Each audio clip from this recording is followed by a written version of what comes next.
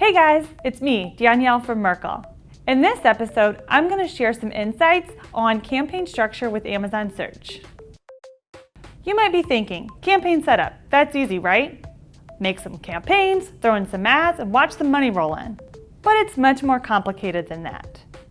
Think of your campaign structure like building a house, but instead of walls and a roof, you're building things like campaigns, keywords, negatives, and reporting. To summarize, every aspect of your account relies on your campaign setup. No pressure, right? So before you get started, ask yourself just a couple of questions. Are there different data sets that you want to view differently, like brand or non-brand? Are there ASINs that you want to group together for either bidding or ad copy? Considering these factors will get you started on the right foot for building a solid, nice foundation for your campaigns. And just like construction, it might be wise to consult some experienced builders for their expertise. Email us at amazonaudits@merkleinc.com to learn more.